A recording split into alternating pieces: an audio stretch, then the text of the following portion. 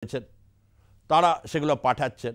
আসলে এই ক্রোধটা বাংলাদেশে বেশি বৃষ্টি হয়ে গিয়ে বন্যা হলে হিন্দুদের উপর আক্রমণ করো, বাংলাদেশে খরা হচ্ছে তাহলে বৌদ্ধদের উপর গিয়ে আক্রমণ করো। কিছু এরকম শক্তি আছে বাংলাদেশে। যে কোনো কাজে, প্রাকৃতিক বিপর্যয় হোক, রাজনৈতিক কোনো দল, এই দল আসুক, কোনো একটা অজুহাত লাগবে। এই তো মোদ্দা ব্যাপার। আওয়ামী লীগের ক্ষেত্রে ছাড় পাবে না কেন? আওয়ামী লীগের সময় কি হয়েছে সব তথ্য আগে বিভিন্ন ভিডিওতে বলেছি।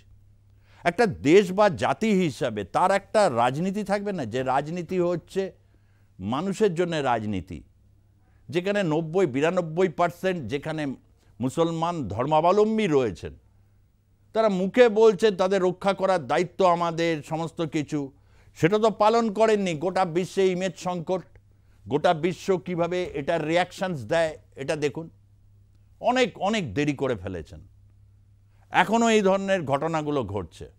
বিশেষ করে কতগুলো উপদ্রুত জেলা আছে, যদি বাঁচাতে না পারেন তাদের নিয়ে আসুন। নিয়ে এসে যদি বলে যে খেতে পড়তে দিতে পারছি না, পারবো না, হিন্দু বলে দিতে পারবো না, সংখ্যালঘু বলে দিতে পারবো না, সেটা জানান, তারপর দেখা যাবে। আরে আন্তর্জাতিক মানব অধিকারের বিভিন্ন সংগঠন রয়েছে, রেড ক্রস আছে, অনেকে রয়েছে, তারা ঠিক ব্যবস্থা করবেন। এইভাবে একটা দেশকে পরিচালনা করছেন ইউনূস সাহেব। লজ্জাও নেই। ক্ষমতার চেয়ারে আঁকড়ে ধরে তিনি ভাবছেন যে বিরাট কিছু করবেন। আর যদি সত্যিকারের তারা সংস্কারও করেন, সত্যিকারের বিচার বিভাগের সংস্কার বা অন্যান্য সংস্কার করেন, এই সংস্কারকে কেউ গুরুত্বই দেবে না আন্তর্জাতিক মহল।